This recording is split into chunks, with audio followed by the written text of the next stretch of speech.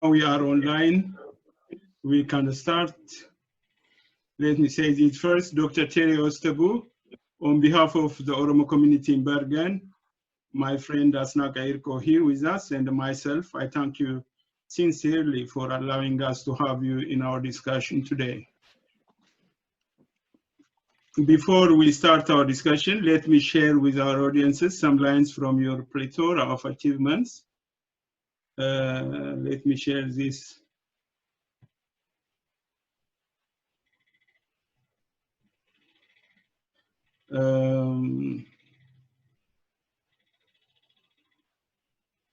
Dr. Terje Østebø is currently the chair of the Department of Religion and associate professor at the University of Florida. This is according to the information I got from Florida University website. He was founding director of the Center of Global Islamic Studies, serving from 2014 until 2017.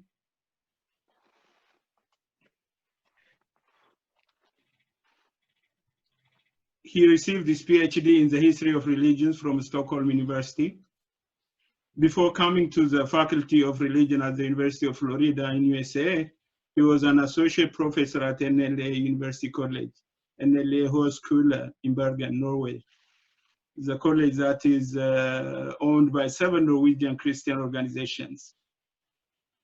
His research projects have covered topics like Islam in contemporary Ethiopia, Islam, politics, and Islamic reformism in Ethiopia and the Horn of Africa, Salafism in Africa. He has experiences in advising national and international policymakers on issues related to religion and politics in the Horn of Africa, in teaching Islam in Ethiopia, its historical and contemporary perspectives, in teaching Ethiopian history, especially about contemporary Ethiopian society and politics, in teaching religion and politics in the Horn of Africa. Dr. Terje Østebø organizes courses on Islam and Muslim cultures and relations in East Africa and on African traditional religions. Dr. Terje Østebø has published many books, one among which is Localizing Salafism, a Religious Change Among Oromo Muslims in Bale, which was also his PhD dissertation in 2008 at Stockholm University.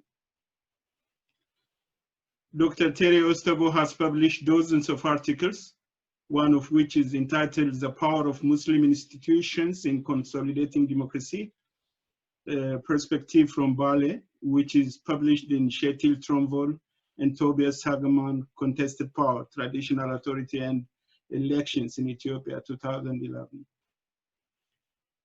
Currently, on May 26, 2020, Dr. Terje Østebø published one remarkably interesting article on Addis Standard, the role of the Qeerroo in future Oromo politics. Dr. Terje Østebø, we are blessed and honored to have you with us in our discussion on topics that entirely relate to your fields of research. Now, let me start with the obvious. You have lived in Ethiopia for more than 6 years. You have done your field work among the Oromo Simbale area. You have given lectures to your students on Ethiopian history and politics. You have advised national and international policymakers on issues related to religion and politics in the Horn of Africa. So, what is your take regarding the current development in Ethiopia? Are you worried? Well, first of all, thank you for inviting me and having me join this interesting discussion. I'm flattered to receive all the nice comments and what you mentioned. I just want to add one thing that is not really on my CV.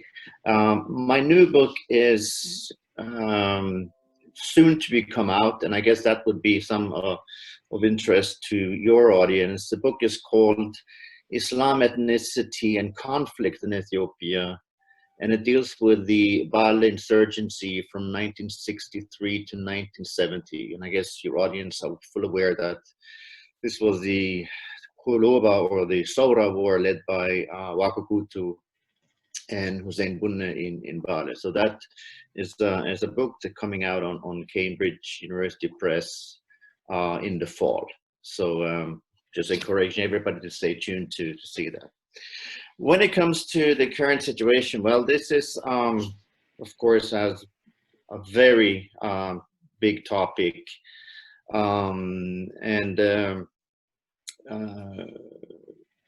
The country has gone through some remarkable periods and transitions in the last 6-7 years. And by every turn, I think most of us were taken by surprise with what happened. 2018, April, with the arrival of Prime Minister Abiy Ahmed, gave indications of some unprecedented changes, new start for the country, and some people have called it, well, the enthusiasm has been often referred to as the Abimania. Unfortunately, things changed gradually, and it looks like we now see a stronger continuity than change. Things are going back to the more or less of the pre-Abiy period, where we see increased abuses of human rights. We see control mechanisms put in place, and it gives some thoughts of whether we now see that the whole process of democratization and the promises of reform has completely derailed. On top of that, of course, we have now the COVID-19 pandemic. We have other socioeconomic issues that are affecting the situation, and all this means that, yes, I am very concerned. Before I go to my second question, let me allow my friend Asnaka to say something. Thank you, Gudata. Thank you, Dr. Terje, for your brief. And I can say everyone who knows Ethiopia, who really closely observes the situation in Ethiopia, is very much concerned. We have been discussing with Dr. Shetil, who really share your idea, and you did field work together in Ethiopia. We'll come back to your assessment from your recent field work in Oromo regions in Bale, Arsi, Hararge, Shah, and some places. But I'm sure you have read the details of Amnesty International report, which was released like 2 weeks ago, where some Norwegians newspapers also reported, and this was an issue on Aftenposten. I don't remember if the other newspapers have reported on that. And when the details of killings, burning houses, and unbelievable atrocity happened in Ethiopia, and as well, Abiy Ahmed, as someone, a Nobel Peace Laureate, just 6 months ago, and that report, interestingly, covers the time Abiy Ahmed, received this Nobel Peace Prize. And I, as a person who knows Ethiopia and Norway, was very much surprised that Nobel Peace Committee and the Norwegian government have not reacted, at least at the level of condemning what's happening in Ethiopia, when Norway and the Nobel Committee really have a stake in it I mean, they have given this Nobel Peace Prize, and at least when this man who received Nobel Peace Prize 6 months ago is doing, this much level atrocity on the people. Are you surprised by that? Well, I have to say that, well, I've been living in the United States now for 10 years, and unfortunately, I'm not following up much with what happens in Norway. I'm afraid. Probably I should, but you can imagine there's too much going on here as well as in Ethiopia, though that takes most of my time. I personally thought when the news broke about Abiy Ahmed receiving the prize that this was too soon. Yes, there was some promising starts, but I thought one should have waited to really see whether he would hold true on his promises. Well, in any case, I was not the one to decide, it happened.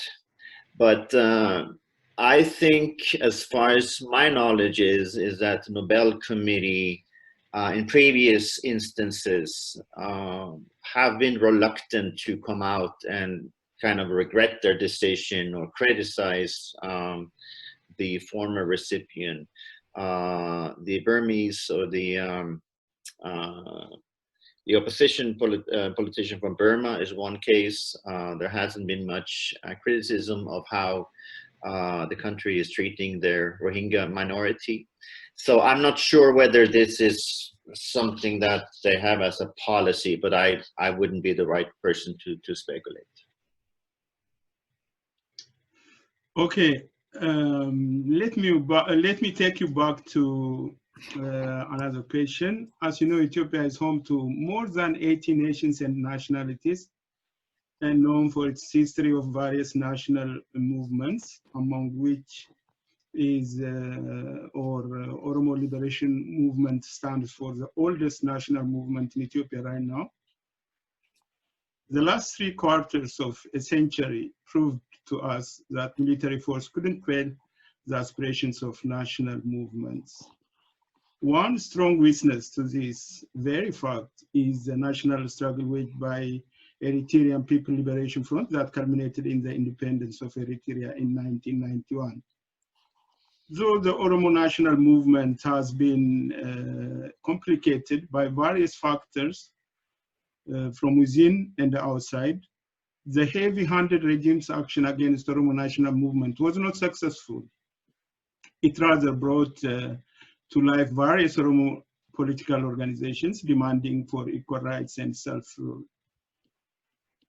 Because national movements arise when the nationalist principle, the basic that nations should govern themselves free from outside interference, the very right to self-determination is violated. This nationalist principle has been violated time and again in Ethiopia, and it seems imminent again, because the executive power holders, the whole set of the ruling echelon, or the people who hold economic power, belong to a group of people that does not represent or identify themselves with the ruled majority, that is the Oromo. This is the burning issue in Oromia today, considering the magnitude of political harassment, extrajudicial killing, political arrest, the land grab, the negative drains of Oromo resources, and yet the genuine demands of the Oromo are not getting due attention and support from the so-called political leaders in Ethiopia. Rather, it is getting belittling and defamation. Dr. Terje Østebø, how do you understand the aspiration of Oromo national movement? Do you think the Oromo national movement culminates into independent Oromia if the situation continues like it is today? How do you understand the whole picture of Oromo politics? Thank you. Well, first of all, I have learned over the last 6 years that to predict what's going to happen in Ethiopia has become increasingly difficult. Like I said in the introduction, that I guess few of us would actually think that we would be here today and actually believe the transition we've gone through, which has been pretty remarkable in many ways. And also want to underscore that I'm not an activist in any way. I'm an outsider and I'm an academic, I'm a researcher, so I try to be objective, which is of course impossible for anyone. I try to be critical, including to what I study. And when it comes to the Oromo national movement, it's a very complex phenomenon. And I think that like any national movement, you have to create a narrative. But in doing that, you sometimes have to simplify things. And that's the agenda of any nationalist movement. As a researcher, I try to move beyond the narrative and try to see some of the things on the ground. And if you compare the Oromo national movement with the Eritrean national movement, as you mentioned, there are so many differences in terms of the geography, the limited space that Eritrea was fighting from. Oromia is completely different in that regard. It is, the Oromo is a highly diverse population in terms of geography, socioeconomic living, religion, and so on. And I think we could, in terms of Oromo politics or the Oromo nationalist, ethno-nationalist discourse, we can actually, I think, possible to talk about three main positions. One is the Unitarian position, which stems and has a focus historically in the area in Showa and partly in Wollo. And then we go back centuries. There's a recent book published by Brian Yates. It's called The Abyssinian Elite.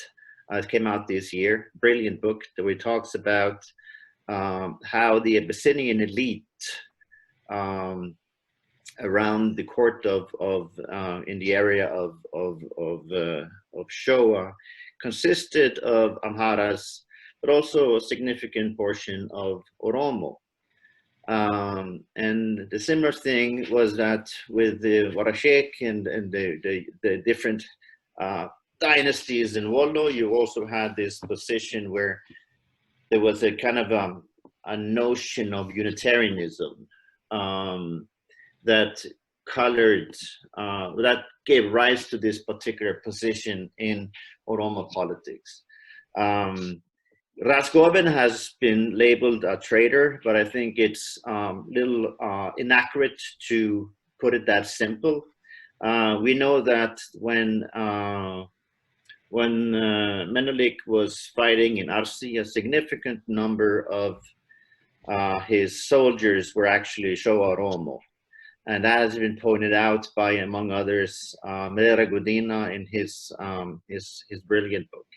The second position is the secessionists, of course, mainly represented by OLF appearing in the early 70s, which then, as you mentioned, has been striving for, advocating for, fighting for an independent Oromia. And then the third one is what we can call the federalist position, which speaks to parties like the current OFC. Medera Godina has been a very important advocate for that position, which talks about or views the Oromo as the backbone of what Ethiopia is, so that you cannot have an Ethiopia without the true participation of the Oromo. And that position, as the name indicates, has been advocating for a true federal order, acknowledging the multinational federalism instituted by TPLF, but then arguing it has never been implemented. What is interesting today is that if you look at all these positions or discourses, the dominating discourse today is the federalist one. or even a party like OLF is joining hands with OFC and so on, and arguing for a real federalist order as the only solution to the future of Ethiopia. And that is interesting to note. So at the moment, it seems that this federalist alternative is what is gaining ground. But I think it's impossible to rule out that this would change in the future. It all depends on the parameters for political discourse in Ethiopia, whether one is allowed to continue a non-armed political struggle. If that is derailed, there's certainly a likelihood that we might go back to non-struggle, and where the secessionist position might take precedence or take the upper hand. So that's my broad reading of a very, very complex question. There's sort of number of nuances and details that we could add, but generally that's how I see the current situation. Thank you, Dr. Asnaka. Is there something you go on? Yes, I see. It's interesting the way you put it. You know, putting in three broader parts of the Oromo political situation, where we see currently that the larger, I mean, the dominant part is the federalist, and very little part to that part of the unitary position, unless this PP, the OPD also now turning to PP and working for Unitarian part. Anyway, otherwise the separatist and unitary parties, like not that dominant in Oromia today. And you put it in, as you said, as an outsider who really observe the politics of that country critically, as you said.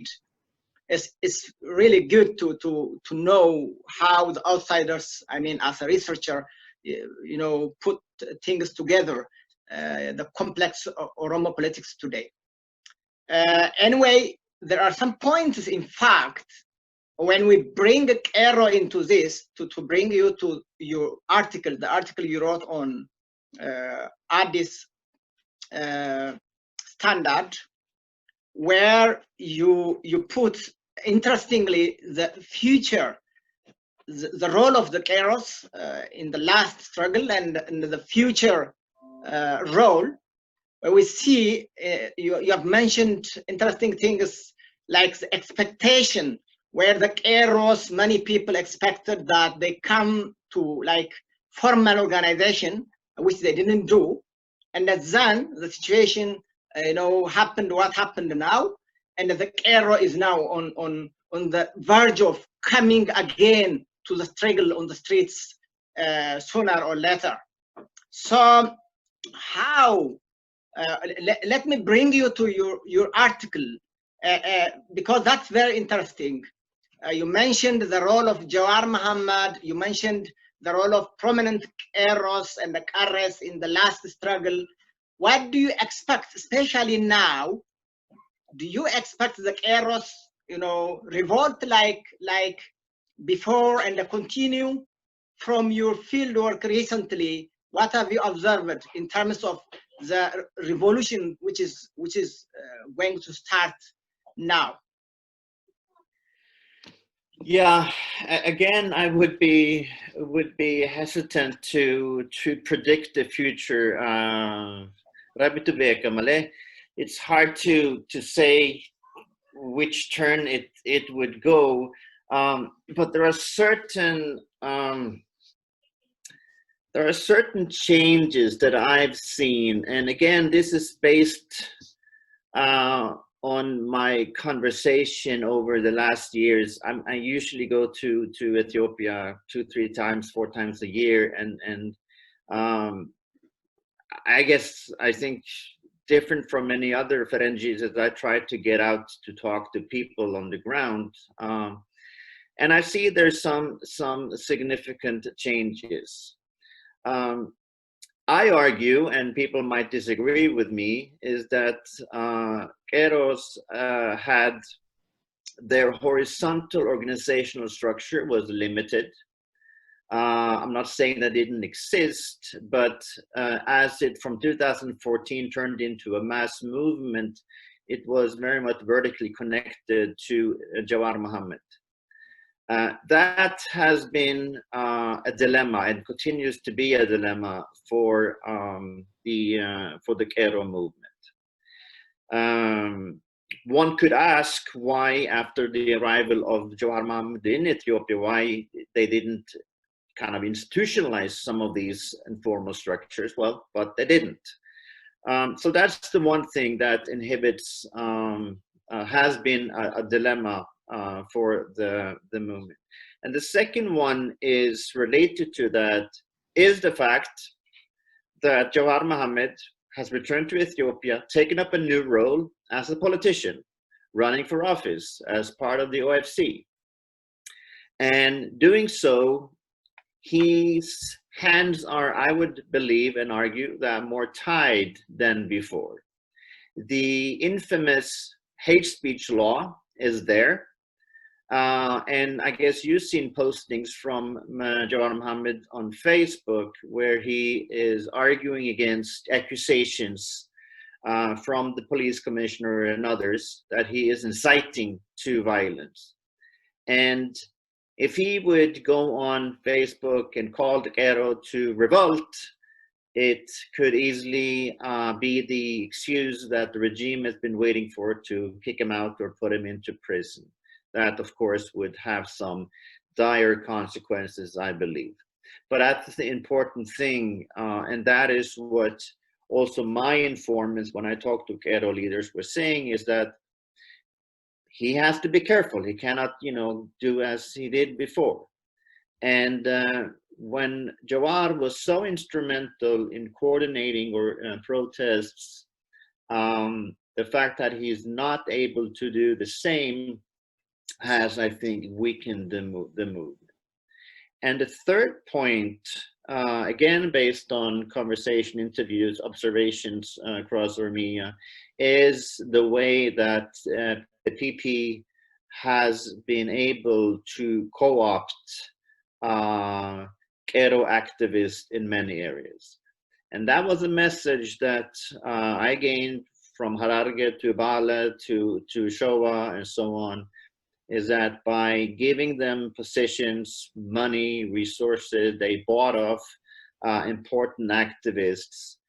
And then relating this back to the weak nature of horizontal structures, that has also been a part that I think has weakened the movement.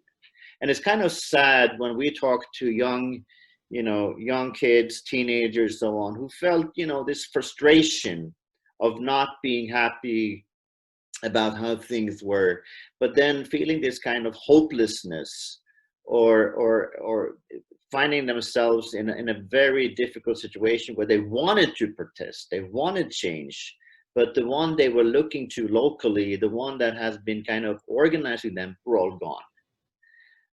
So I'm not saying that Qeerroo is a done deal, that it would not play any impact. That is to be seen, but some changes have happened, I believe, that has weakened the movement. I think one example is what happened in Dinsho recently. There were, I guess you all seen the pictures and the videos. Why didn't it spread? You had earlier situations just after I was in Haramaya in February of sporadic protests, but it didn't spread, which, we remember going back to 2014, it was like a wildfire. It just like spread across the country. And I think that's the fact that it didn't gives you some indication of that things have happened. But I want to add to that that I don't know the Qeerroo completely. I'm an outsider. I don't know the inner dealing. There might be more clandestine movements, operations going on that I don't know of, and that maybe a lot of us don't know about. But again, this is my take on it. Okay, actually, one thing you raised about failing to institutionalize the Qeerroo movement after the end of 2017, that will be written in our history, and there is going to be a lot of research. Why? Last time we discussed with Professor Kjetil Trombor the same issue regarding how those who have been invited home, exiled politicians, activists, being tied up, being controlled, couldn't proceed with the way they were organizing, they were propagating the Oromo quest. Now, I really want to ask you this. Speaking of the role of the Qeerroo in future politics in Oromia, do you think, from what you have said now, do you think the Prosperity Party government was successful in co-opting Qeerroo? Is the religious components, I want to mention this because you mentioned 3 components of Oromo national movement that seem to most of us outdated, because nowadays the current discussion is about the unified Oromo national movement, not about unitarian position, not about secessionist position, not about federalist position, but in general, the unified Oromo national movement that will culminate into realizing the quest the Oromo people were making for so many years. That is why at the start I asked you, do you think it is possible for the Oromo to get their independence? Anyway, it's the religious components of Qeerroo, that some are Christians, some are Muslims, and some are Waqf. Is that something to be taken seriously to avoid skirmishes inside this political force? And what could be done in this regard as to you? Well, I can comment directly on that question and then talk a little broader about the role of religion, if you don't mind. In October 2019, when the government was trying to take away Jawad's security detail, there were, as you know, protests across Oromia. And you know that particularly in Bale, also Hararge, but in Bale there were serious tensions between Christians and Muslims. To some extent, they were Amhara Oromo, but they were also Ishawa Oromo against Arsi Oromo, which, you know, they're divided between religion and being Muslims and being Christian. And that reflects a long-standing dilemma in that way. But I think, you know, religion and also geography or Gosa is there as an issue for the Oromo movement. I think the Oromo movement it exists in between the aspiration for unity and the existence of diversity. That's a tension that the movement has been dealing with all the time. And I think it still does, and I think it will be doing so for some time to come. Sefa Jalata uses the word Oromoma. It talks about as a project to build Oromoma in a diverse society. I disagree with him, and he say that this diversity and divisions and fragmentation has been caused only by the Menelik invasion. I think it's more inherent the fact that you have Barantu, you have Matcha, you have Tulama, you have Arsi, you have Borana, you have all these, you have pastoralists, you have agriculturalists, you have Muslims, you have Christians, Protestant, Bukefata, and all these things is a reality that I see as something that we need to take serious, for me at least as a scholar, when trying to understand these questions. And religion is important here. And I assume many of you heard some of the statements made from areas like Hararge, from Arsi and Bali, I've been in Eastern Oromia, when Jawar came back, when he joined OFC. It was a moment. Finally, we had this Muslim Oromo rising to be a national figure in the political arena. That has not been very common, and arguably we could say this is the first Oromo Muslims has risen to power in that way. The most complex, precarious issue when we talk about religion and intra-Oromo affairs relates to the presence of the Salale, or the Showa Oromo, in larger parts of southern Ethiopia. The Showa Oromo started to migrate, particularly, from the 1920s, 1930s, 40s, and so on. And many of these areas in the south, including Hararge as well, have significant minorities of Showa Oromo. They're all Christians. I would argue they're all Christians, agriculturalists, and so on. And they live in an area dominated by Muslim Oromo. And that has created, in history, bloody conflicts. I just finished, like I said, my book on the Bale Rebellion. And there was some nasty fightings between the two, because the Salale, or the Showa Oromo, sided with the government, looked upon the Arsi Oromo insurgents as driven by religion or paid by the Somalis, and so on. So there is some memory here that one needs to pay attention to. I spoke to important Showa Oromo leaders in Bale in January, in February. Excuse me, Doctor.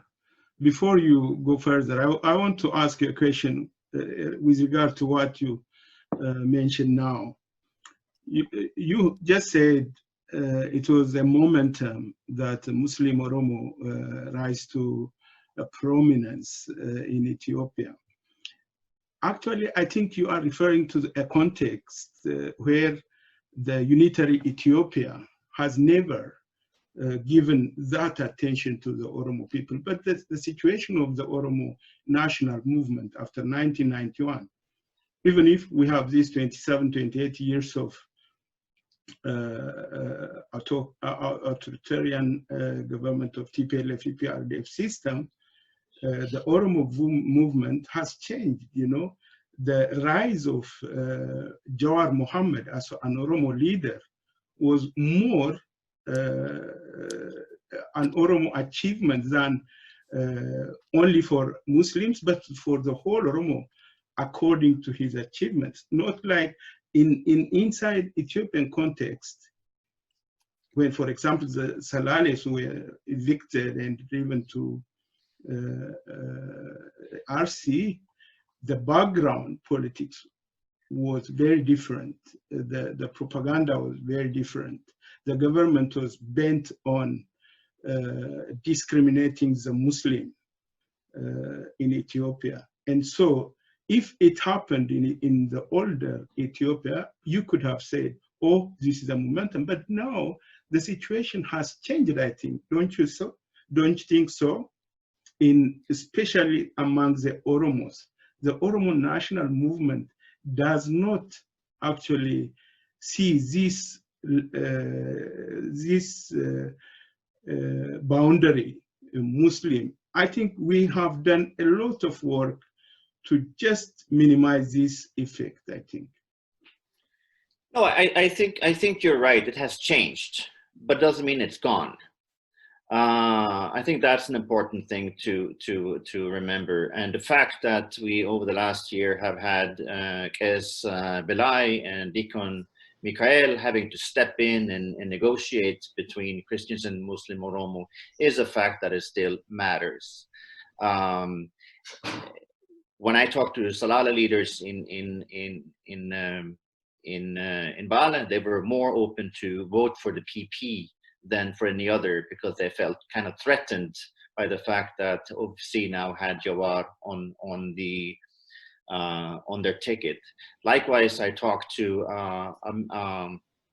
one of the leaders of one of the larger Protestant churches, saying from Wallega, saying that I cannot trust Jawar. He's a Muslim. He's paid by the Arabs. So there's a lot of Islamophobia in Ethiopia, as you know, and rumors and stories have been created about Jawar. You know, his father from Yemen, he's paid by the Saudis and so on. And unfortunately, this is being believed by someone. So it's changed, I agree. And I think that what we see today, I think is very interesting, is that the younger population, the younger generation, is not as, I would say, conservative or tied to their kind of parents' identities and so on. They're more able to transcend these differences than before. But again, the clashes between the Qeerroo, which in the Robe Bale, in Dodola, led to people being killed. I mean, Arsi Oromo, Shawa Oromo fighting each other. So I think it's too simple to say it's completely gone. And that's what I think, that the Oromo movement still lives in this tension between a wish for unity and lasting diversity. And I think that the movement needs to reckon with this and take it seriously, and let the different voices be heard in order to achieve or build what the Sefer Jalata refers to as Oromoo. Let me comment something on this.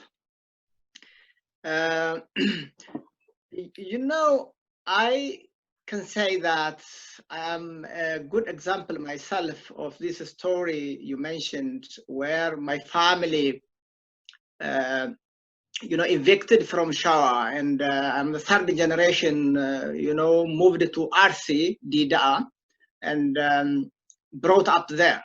So I know closely what you are talking about. I mean, your discussion is undeniable truths that there have been conflicts during the Ijolle Valley movement. I'm very eager to read your coming book on this Islam, ethnicity, and the conflict. Baralola Sora.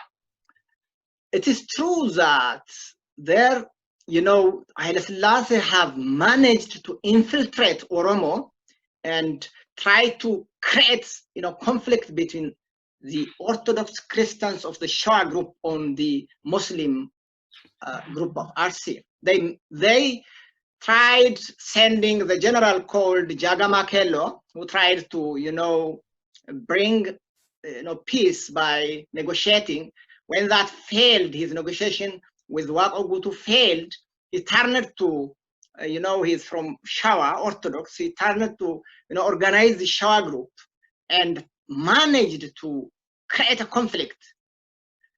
This happened because of the situation in that time.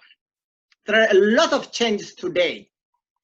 I have, you know, daily contact with the Qeerroos and the Oromo people in Arsi and Bale, and there are some elements, especially the government, when desperate, try to, you know, use that opportunity to create, to ignite again that religious conflict, but they have never managed. I can give you a concrete example. In 2014-15, we were very worried that this conflict of the 1916, which was, you know, between the religion conflict, could come because the cadres, the TPLF cadres, have infiltrated, went through Kabbales and tried to, you know, organize the Shah Oromos, telling them that the Muslims, this is a Muslim movement, the Muslims are going to kill you. You have to get organized, fight back. They couldn't manage to realize it, you know, to make it real. Because the Qeerroos are another generation who really believed in more than the religion. Most of them are not that religious. Most of them have, you know, gone to Oromo school, learned in Afan Oromo, and speak, you know, not my dialect of Shan dialect, still living in RC.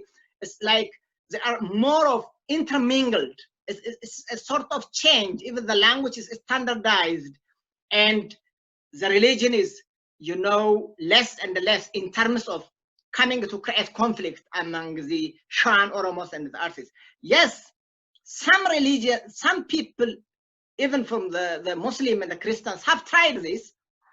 The government has tried to, you know, manipulate this, but they couldn't do that. They didn't manage in 2015, 16, and 17. They failed. They have tried to even, you know, start conflict by directly attacking one group, the Christian group, and telling people that, look, it is a Muslim shooting you. They couldn't, because people started discussing. They've gone over that barrier and they started discussing. And I have never been now worried to my family, who are originally from Shah Salale, living today partly in RC Dida and the rest in Bale, because I developed a trust that the Qeerroos and the younger generation has gone over that barrier in 1960s, which Haile Selassie has used, and Wayane has, TPLF has tried to reignite it again. But the theory is there still, as you mentioned. That history has been there, that there are people undeniably killed from both sides because of the man, you know, the Jagama Kello have managed to infiltrate people. So my take on that is this, as general theory, is history in 1960s, 50s, 60s, and 70s. But today, I, as a Shan, you know, originally from Shah, brought up in RC, Dida, I have developed that trust, deep trust, that my Oromo brothers will not kill my family and me if today I live in RC, because the Qeerroos have, you know, gone further than that. But still, the cadres, both the PP, are trying to use, even the Oromo opposition politicians. There are some opposition politicians who try to, you know, engage only the Muslims or only the Christians to get support, but they couldn't manage. So, I mean, sort of, I'm confident to say that I'm part of that, you know, part of that history, and I've developed that confidence in my Muslim brothers to say. Anyway. Thank you, Asnak. Sorry for Dr. Terje. We are getting emotional. I think I should just have a small comment on that, and I don't think we actually disagree. I think, you know, a lot of things have changed from the 1960s and 70s, and that's, I don't contest that. But again, I just want to be, I need to be faithful to my you know, the people I talk to. When I talk to people who say that the Oromo kicked me out of the house, or the Showa Oromo say that, you know, the way it's, when I talk to people, when they actually report that there has been a conflict between the two, and I acknowledge, yes, that the government is infiltrating, the government is spreading propaganda, but I think it's also worth noting that why does it work? Why do people then, when just say, forget about it? And one concrete example I think is interesting here to kind of say that it's not gone completely, is the fact that when in 2018, July, when the municipality of Gobba was erecting a statue of Haji Adam Saddo in the square, there was a conflict with people killed. And initially it was presented, it was between the Amhara and the Oromo, but it turned out when I spoke to local people, that was actually the Oromoo who were opposing raising this statue because it reminded them of the hardship of that period. So yes, no, I agree with you. I think things have changed dramatically. But the fact that you have this popping up from time to time means that it's not 100% gone. And again, like I said, this is a reckoning. This is something that you guys or people in the Oromo movement, that you should take it serious. I think that's the point I want to make. You take it serious and say, okay, we don't just like say it's excuse it, but if there is still, investigate it, find out, and see what can we do to mend that history. Thank you, Dr. Terje. I want to add to this, actually, we, the Oromos, the older generation, my generation, the younger generation, we have tried to find an imagery that will help us to unify ourselves, our movement, to think of one higher thing, higher issue, Oromuma, the way you described it from Dr. Jalita. And that we have worked. I'm, by the way, a social anthropologist. I've done my master's degree in Bergen, and I've studied Oromos in Norway. Among those informants were Muslim and Christian Oromos, Wakefeta Oromos. So we have tried to find an imagery that would help the Oromo to come together. Where did we find that? In our history, in the Geda system, in the Wakefena traditional religion. All these imageries are there. So for me, as a person, I disagree with you because we don't focus on these issues. There are misunderstandings. There are, some shallow interests that people would step on to achieve something. But the higher cause here is about Oromo. But since you have raised just religion, you are a world-known researcher with main focus on religion. As I mentioned it earlier in my listing of your achievement, you have bold experience in teaching religion and politics in the Horn of Africa. Do you see any relationship between the Prosperity Party of Prime Minister Dr. Abiy Ahmed and the prosperity theology, the believer of which think financial blessings and physical well-being are always the will of God, that faith, positive speech, and donation to religious causes will increase one's material wealth? How do you see this relationship between our Prosperity Party and Prosperity Gospel? That's a very good question, and I know that me and others who work on religion in Ethiopia are grappling with this question, and as we know that the Prime Minister is a Pentecostal, so he kind of in that line of thinking, but of course Pentecostalism is also very broad, that it includes people who are not necessarily in the prosperity gospel. My Amharic is not that good, so it's hard to me to follow deeply his statement. But the whole Medemmer thing is kind of confusing. I mean, he claims that this is built upon indigenous or Ethiopian values and so on. I'm not sure exactly what values, and I don't know, it's Pentecostal thinking or theology tends to be very black and white, or either you're saved or you're damned, right? So you're inside or outside. But the kind of pseudo semi-religious rhetoric that Abiy is using is all about inclusion.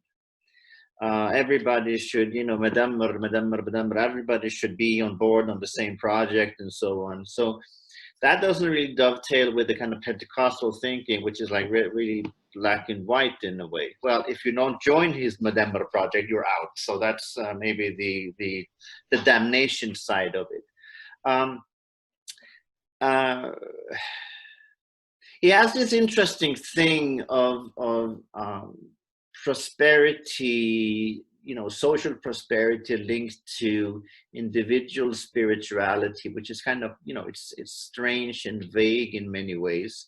You know, when you, which relates to this Shaggar project, right? You know, cleaning the city, planting trees. It's like when your environment and your soul, your body is clean, everything will magically become better in a way. That is not really a prosperity gospel message. It kind of seems a little new age-ish to me. But again, it's really hard to pinpoint what he mean, what he wants. I mean, when you see he goes to visit like Kambata, or he goes to the South Arbaminch and areas, he tend to dress, you know, as the local people do. He tend to appraise their local culture, religion, and so on. And that is not really a prosperity gospel thing. And the times he mentioned God is more like a civil religion, a civic religion. Jesus is not really in his vocabulary, in his public discourse, as far as I know. So it's really hard to pin down what he actually means. That's all I can say, basically. Thank you. Asnak, if you have a question before I go to my own. Yeah. You know, today, I don't know if you read some news from Ethiopia, like yesterday and today. The main news is that Abiy is sending elders to TPLF who retreated to Mekelle. And he's sending these religious leaders from Muslim, Christian, and some prominent, people like Haile Gebrselassie and others. He,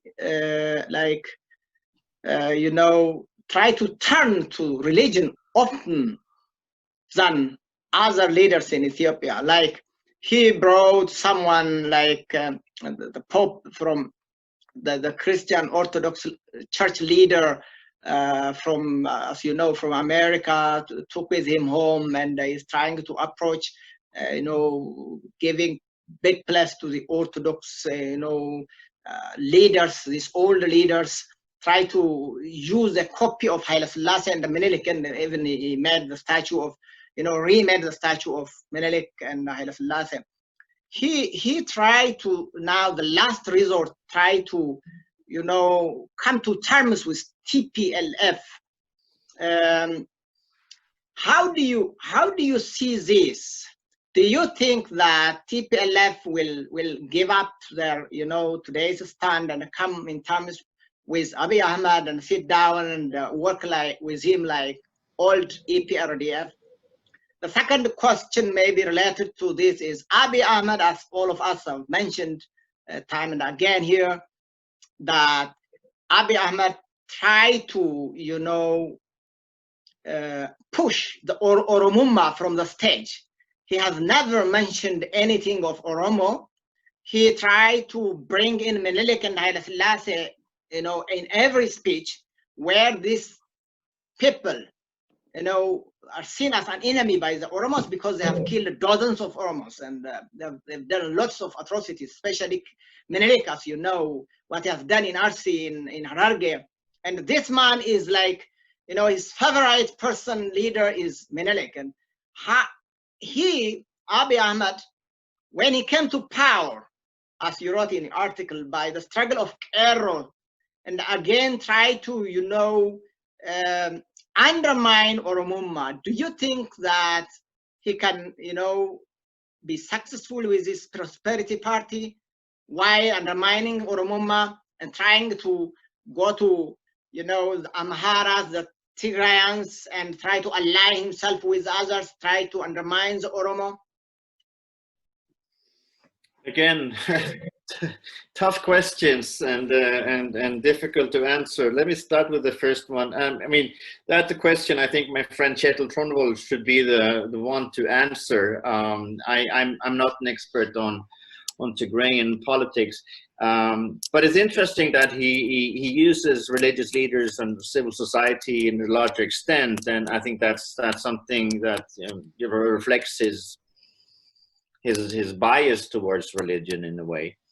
The conflict with TPLF, it's serious, and with the elections and everything, that's something that's a very worrisome development. The rhetoric being used and the escalation of tension, it's worrisome.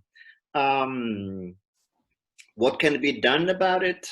I'm not sure. I think echoing my friend Kjetil here is that, you know, there got to be some kind of compromise on the date of the election. To just postpone the election indefinitely without saying any date, I think that's something that would ease the tension in the immediate period. But I think also that there is bad feelings in the way that the PP was created, the way that TPLF was kind of, you know, shut out the door in a way, and that, you know, from Debrecen and the others has created some very strong negative feelings towards Abiy and the PP, and I'm not sure how this can be mended. And of course, TPLF would be, TPLF is very opposed, I think, to this kind of unitarian politics that Medemor and PP stands for. But I'm not the right person to say what kind of solution it could bring. I certainly hope there will be some solution, because as you also probably know, the Tigrayan independence movement is gaining strength. So we might see that, you know, they are, you know, moving out of the federation, which of course would be extremely difficult for Tigray have the back against Eritrea as things are. When it comes to PP and support, well, for me, traveling across Oromo earlier this year, it was very clear that there is very little support for PP in Oromo. It's like zero almost, and in most places. Borana, maybe. Jimma, of course, some places. Maybe some parts of Addis, but there's no way that if the election would be held in August, that he would have won Oromo had the election be fair and free. So that's a prediction I would make. Relations to the Amhara is getting increasingly complicated. The fact that you have the strong Amhara National Party is gaining ground, Nama. We don't really know how strong they are, but they're gaining ground. The resurfacing of opposition movements in the south, in Sidama, Wolaita, and so on. ONLF is still there in Somalia, and all the troubles there puts him in a very difficult situation in terms of having the basic support. You know, he rose to power. You know, he rode the wave of the Qeerroo, so to speak, and you know, with the help of Lema, came to power and so on. But he has, as you rightfully say, thrown that out of the window. His politics subsequently with the PP and his rhetoric has caused him to lose the broad support of the Oromo, and that's, I think it's very, very clear. And continued actions reported by Amnesty, as you referred to, in Wollega and Guji in particular, it's not going to help him to improve this. Thank you. Let me take you to another question, which I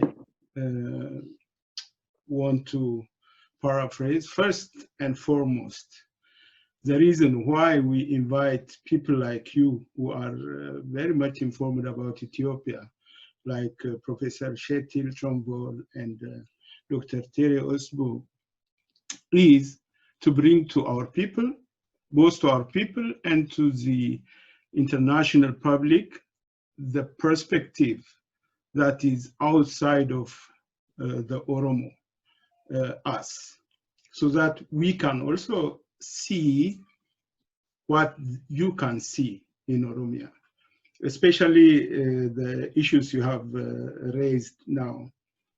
One of the things that disturbs us as Oromo living abroad or Oromo diaspora is the focus has never been to the gross or these human rights violations in Ethiopia. Both international media or international public or intellectuals always speak up the division in terms of religion, especially when it comes to Ethiopia. This culture of considering or defining Ethiopia as a Christian country, you know, in the middle of somewhere, according to the old books, that is playing actually a negative role toward our cause to come to the world, our cause to shine. The question, the quest of the Oromo people is freedom, equality, and human rights. That is why we discuss with you people to see the perspective. So by saying that, the context that ignited religious division, especially among the Oromos, we were working against it to change the picture, because that is not the big picture. The big picture is that we are denied our natural right, our human rights. Okay, that is the focus. That's what why we are discussing here. Now, as I listed in your very interesting achievements, you are also international and international advisor for policymakers in the Horn of Africa. You have observed what is boiling up, what is going on in Oromia, in Ethiopia right now. We have a prime minister in Ethiopia that has been awarded Nobel Peace Prize on the basis of that he has started a very promising freedom project between the countries in the Horn of Africa. But we see today that he is failing a lot. Accordingly, what do you advise the leaders? Certainly, Prime Minister Abiy Ahmed is losing supporter, is losing his base. So he is history after a while, I know that. But Ethiopia is continuing, Oromia is continuing. There are another political leaders who can come to power. What do you advise them? What is best for us now as an outsider? Not as an emotional Oromo intellectual, but as an outsider. What do you advise those future politicians in terms of achieving what we always dream in Ethiopia, a very democratic and a society where your human right is respected? What will be your advice if somebody will turn to ask you help? Well, thank you. That's just to underscore, when you say political advisor, I'm not advising in regular basis any government or politicians. I'm sometimes asked by the US government, other governments, to give my insights as a scholar on what's going on. I don't give recommendation in any way. They wanted to know about stuff, and then I can speak to that. And it's interesting to note that when you talk to analysts within like State Department or the Swedish Ministry of Foreign Affairs or whatever and so on, you have very smart people who understand what you're saying, and who kind of see who are concerned about what's going on. But that does not always mean that it's actually translated into actual policies from the international communities. But I think we should have to be realistic when it comes to the role of the international society, the interest of the international society. I don't think in African context that Ethiopia is unique the way that Western governments, if we take that, has not really paid attention to abuse of human rights in Africa. They never really paid attention to corruption until the Big Bang comes. Like if there's a conflict and they send some peacekeeping forces and so on, like Mali is a good example when the French went in. But in many countries you have decades of human rights abuses and lack of democracy and so on. And the Western world has failed to do its job because there are other concerns they have to take. Like, for example, Ethiopia strategically placed on the Horn of Africa. There is a power balance there, between the Middle East, you have Sudan, you have Somalia, and so on. And for many Western governments, that concern is much higher than the concern for human rights. I'm sorry to be so cynical, but I think that's a fact that we have seen now for a long time. And I think, if you go back to the Cold War, it was a kind of a dual global situation where some insurgent movement would be supported either by the West or by the Soviet Union. Now, post-Cold War, things is more complicated. If you look at all transitions being made in Africa, larger and small, it has been made so not much with any foreign intervention. So to look towards the West or the global or the international society to be a partner, I'm sorry to say, but I am not that optimistic that this would mean any much of a difference. I wish I could say otherwise, but there's no evidence that it really does. Even in terms of the capital that flows from the Western countries to Ethiopia, as you have mentioned now, after the Cold War, the authoritarian regimes that have been in power for so many years exploited, especially the TPLF, EPRDF regime, exploited that moment, and the money, the capital that has flowed to the coffer of the TPLF, EPRDF regime was so huge that we were wondering how damn it is possible for a country that invests, even help with budgeting, cannot say about human rights condition in Ethiopia. Afterwards, we have won some hearts anyway in the Western countries through 2014 to 2017, when the youth movement, the Qeerroo movement in Ethiopia was in action then. So still we hope that in the future, I know we have to be strong at home so that we can get the support from outside. I know we have to be ready to play the role these Western countries want us to play in terms of balancing the power in Middle East and the Horn of Africa.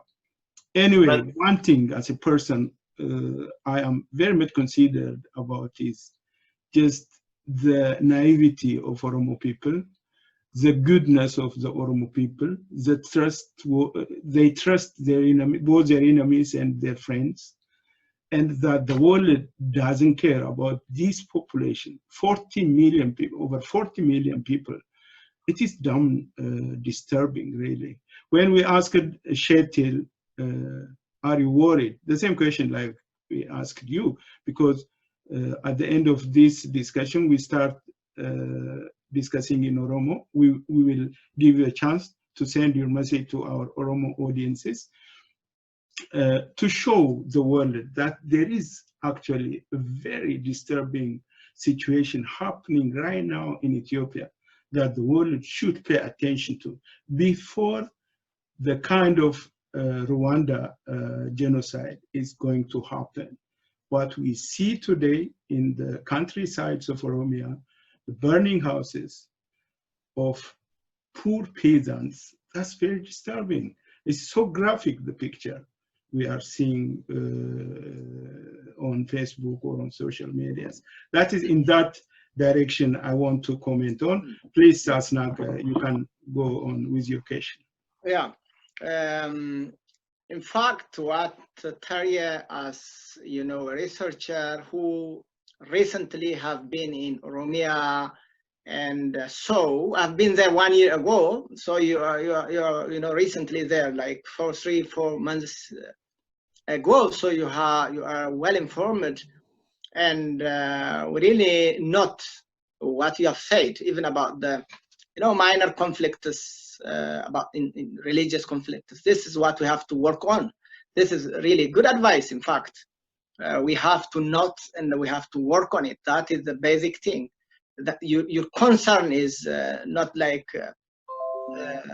it should be taken into consideration by our Oromo brothers back home and work on it to smooth the situation.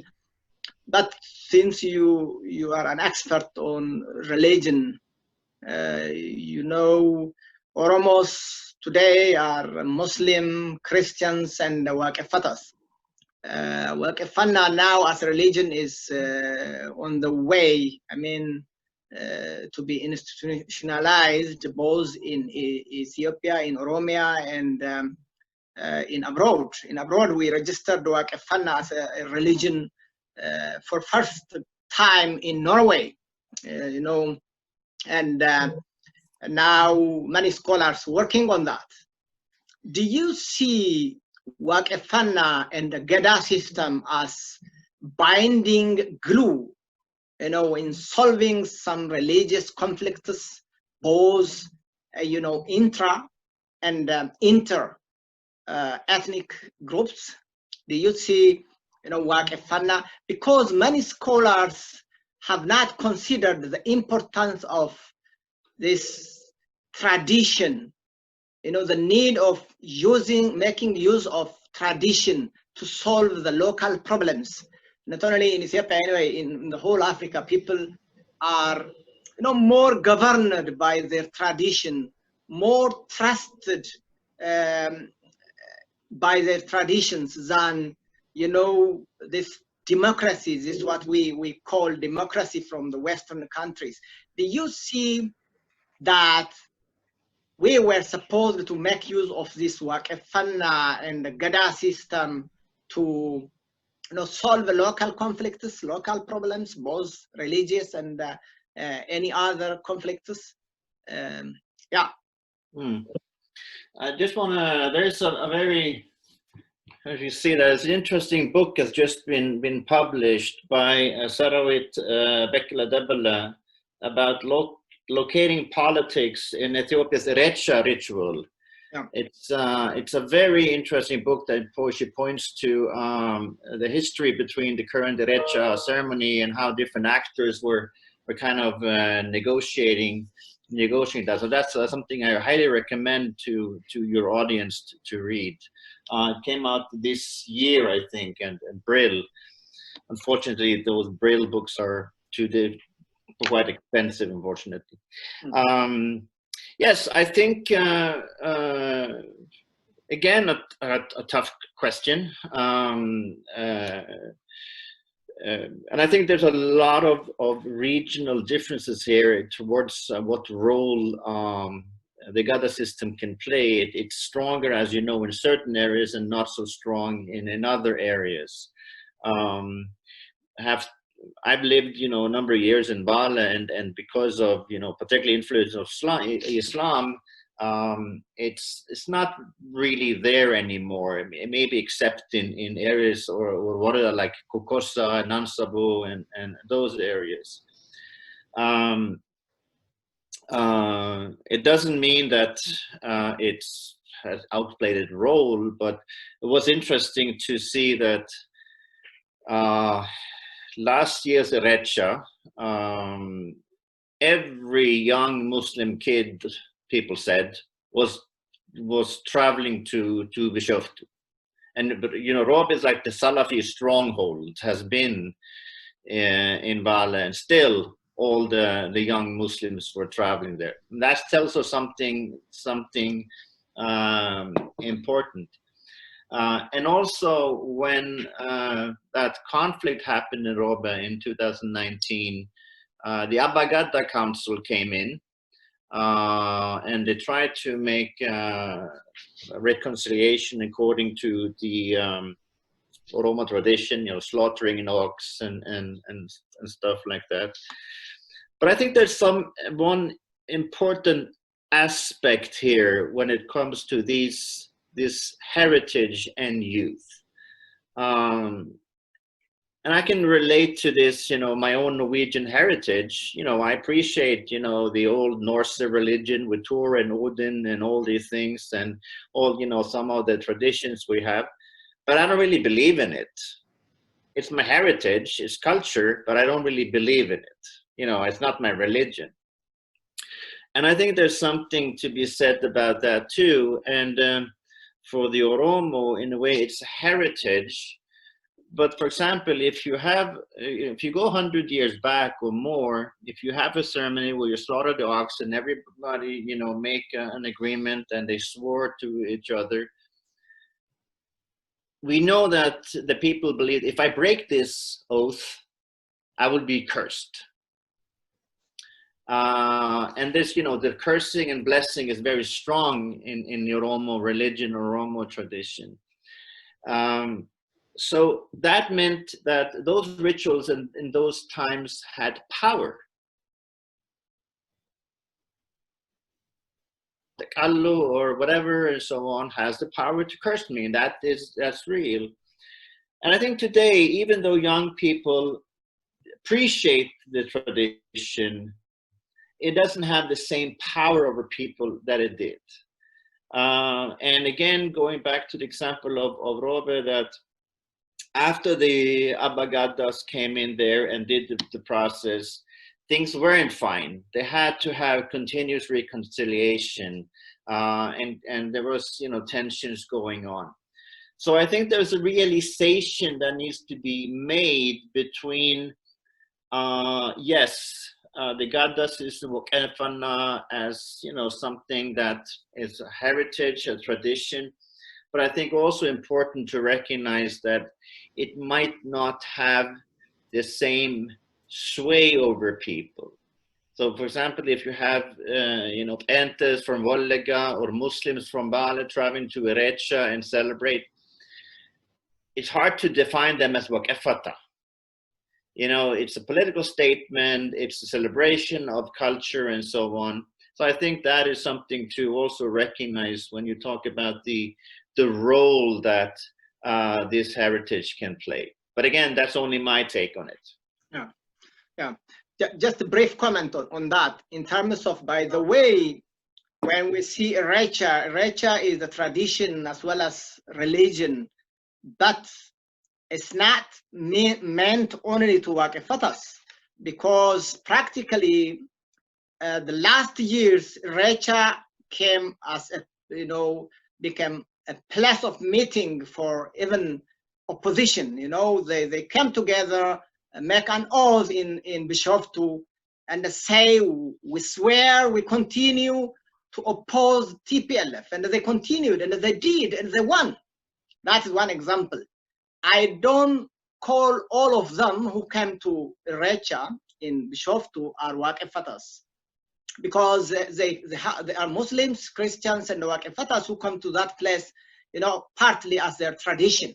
So that's a good point you mentioned, that, you know, not only Waaqeffatas coming to Irrecha, because Irrecha is becoming a sort of an, you know, a national pride, not only like religion, but as a national day sort of thing, becoming stronger and stronger today. But I want you to see Oromia, you know, as a bit broader scope. Like you have now, you lived in Bale, I know you lived, you have more informants from Bale and you know, close information, but we have to relate that information. You know, there are particular incidents in Bale, Robe, or in Arsi, but we cannot generalize the whole Oromia, you know, from very 1, 2, 3 incidents. Or the Bale Robe incident is small in terms of broader Oromia of 40, 50 million. Look, the west, the south, and the north Oromia, and that's what I want to argue on. Like, okay, there is religious, you know, conflict in Bale Robe, but that doesn't, you know, reflect the real bond or conflict among the Oromos. Let me interfere here. Our time is going out now. We have some minutes still. The big thing is we have really got the perspective we really want from you, Dr. Terje Østebø. That is very nice. I hope you will be okay to come again on this discussion. Now, let me ask you a question in Oromo, in Afan Oromo. Because you have been in Oromia recently, you know the feeling of the younger generation. You have communicated even with Jawar Muhammad, I think, recently. So you have published this article not without reason. I think let me share first.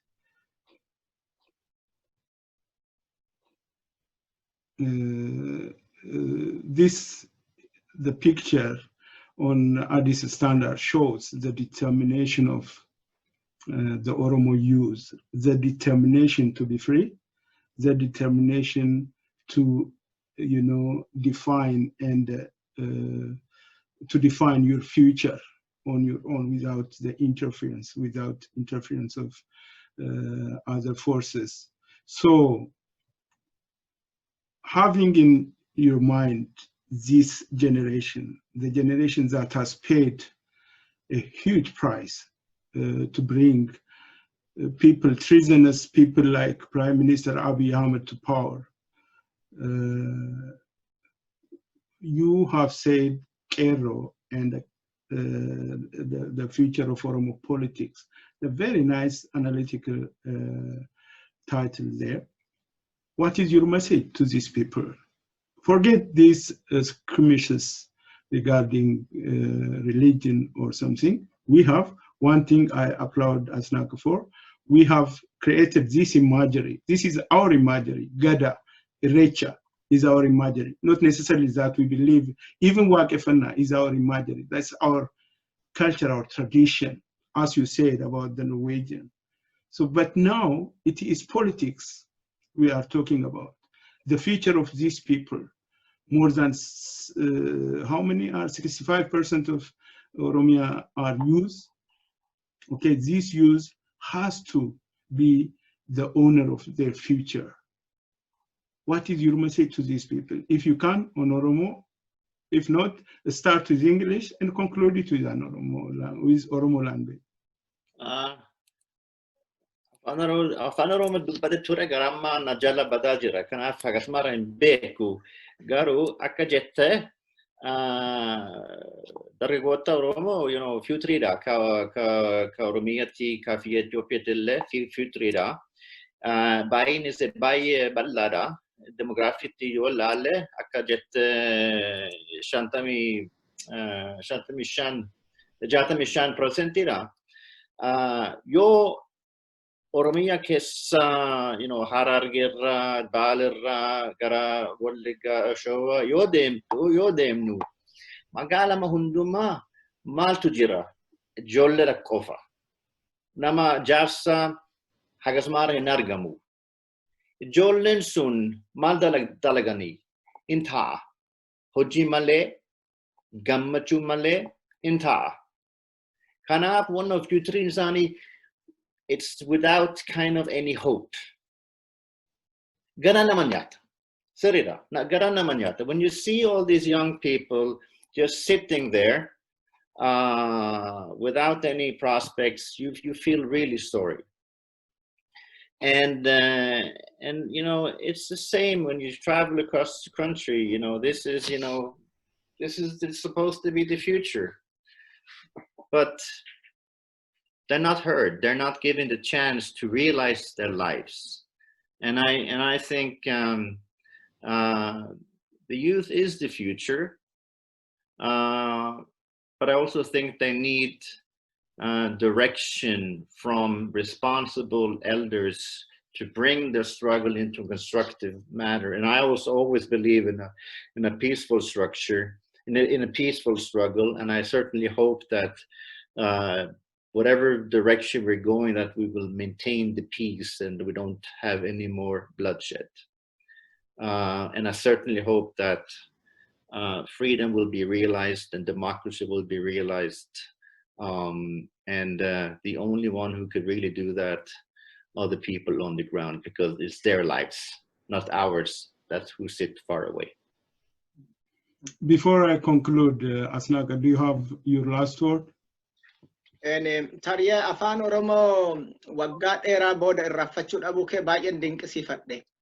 Maaliif na yaadadha waggaa gara 20 dura televiziyoonii afaan Oromoo qophii dhangaas irratti dhiyaatte afaan Oromoo dubbachuu kee baay'ee dinqisiifatee namni martuyyuu yeroo san Feesbuukiin hin jiru garuu miidiyaa adda addaa irratti liinkii sheer godhanii turanii faranjicha afaan Oromoo dubbate san jedhanii.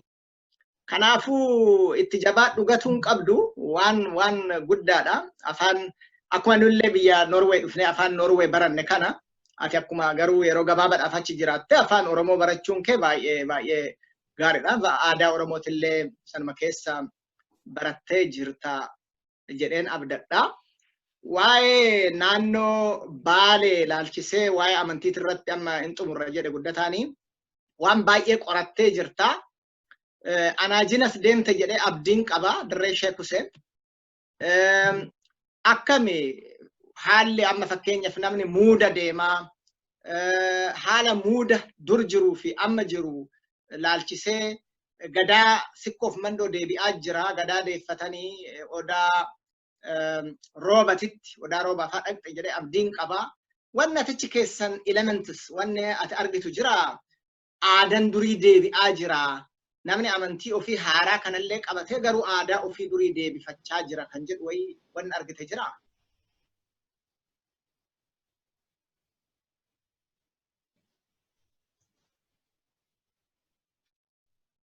I think we have lost him. I think network. Dr. Terje Rakkoo networkii natti fakkaate. Hin deebi'ee dhufa. Anyway. Yeah, there are you.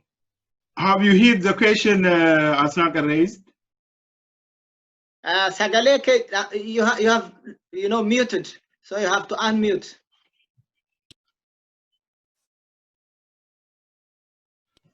Okay, yeah, no, yeah. Sorry, it all kind of froze. I didn't hear it. I know. Okay. Irran deebi amalan jedhe naannoo dirree Sheek Huseen fa'aa dhaqxe jedhee abdiin qaba. Naannoo Baaleetitti sikkoof mandoo gadaan sikkoof mandoo deebi'ee odaa roobatitti gadaas tumachaa jiru deeffachaa jiru. Aadaan durii oduma namni amantii ofii kan musliimaa qabu aadaa durii waan deeffachaa jiran sitti fakkaatai kana waan argite jira hin jedhe. That's my new research project. It's exactly what I've got money to study is the revitalization of Odaroba and other places. And I'm working with some colleagues in the University of Tromsø in Norway about this. and I have to come back to you about this when I have my findings. Like, you know, researcher, we only speak after we studied things. We never speak before. Yeah, I know.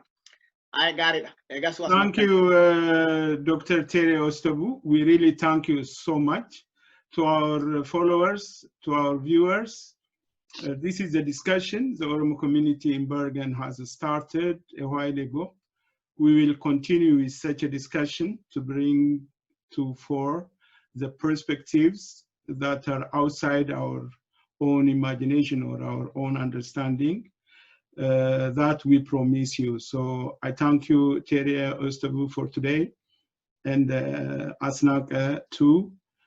If you people don't have the last word, we will end up our discussion on this issue right now. Just want to add that. Guddo galatomi Dr. Terje yeroo biraa walitti deebina. Afaan Oromootillee akka hin daganne nurratti yaadatatta jechuudha.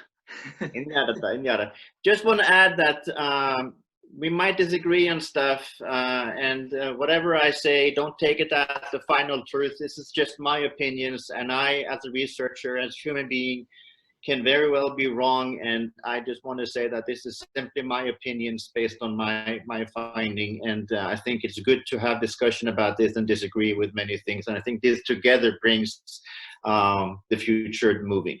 Thank you so much for inviting me, and thank you all for listening. Thank you too. Yeah, we respect, by the way, we respect your point of view, and you do the same. So this is academic discussion. So thank you for that. Much appreciated. Yeah. Thank you. We will keep contact with you, and then we send you invitation when we want to have you on this forum. Yeah, everybody had a